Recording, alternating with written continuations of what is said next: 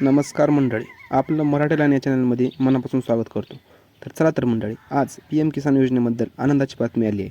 आताच जर आपला कोणाचा मोबाईल नंबर अपडेट करायचा राहिला असेल किंवा चुकला असेल किंवा चेंज करायचा असेल तर आता नवीन अपडेट आलेला आहे. PM किसान योजनेमार्फत एक नवीन अपडेट करण्यात आलेला आहे. तर मंडळी, आपल्याला हा व्हिडिओ आवडला तर आमच्या या चॅनलला लाईक, शेअर आणि सबस्क्राईब करायला विसरू नका. तर चला तर मंडळी, आजचा व्हिडिओ आपण सुरू करूया. चला तर मंडळी, पहिलं आपल्याला आपला फोन ओपन केल्यानंतर आपल्याला एका ब्राउझरमध्ये जायचं आहे. तर आपण एक क्रोम ब्राउझरमध्ये जाऊ. क्रोम ब्राउझरमध्ये गेल्यानंतर मंडळी आपल्याला पहिल्यांदा तिथे आपल्याला क्रोम ब्राउझरमध्ये सर्च करायचं आहे PM किसान. एवढं सर्च करायचं आहे मंडळी. PM किसान हा एवढंच शब्द सर्च केल्यानंतर आपल्याला खाली PM किसानची वेबसाईट आहे. त्या PM किसानच्या वेबसाईटवर आपण जायचं आहे.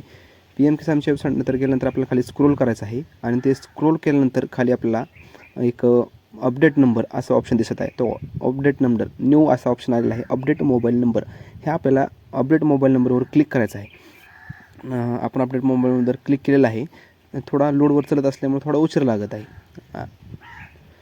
तर मंडळी, तो अपडेट मोबाईल नंबरवर आपल्याला पहिल्यांदा जाऊन तिथे क्लिक करायचं आहे.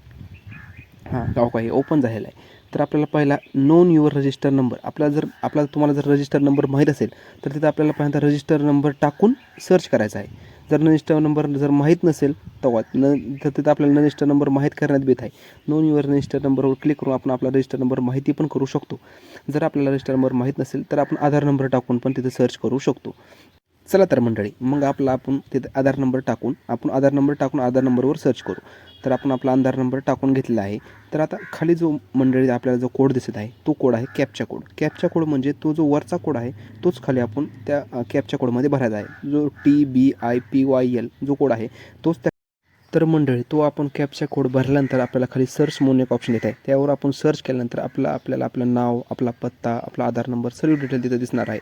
ते दिसल्यानंतर खाली मंडळी आपल्याला एक अपडेट मोबाईल नंबर असा एक ऑप्शन येतो. आता माझं PM किसान योजनेवर मी योजनेचा लाभार्थी नसल्यामुळे तो मला दिसत नाही आहे. त्यामुळे तिथं खाली नंबर अपडेट असा ऑप्शन येत आहे. त्यावर क्लिक करून आपण आपला नंबर अपडेट करू शकता.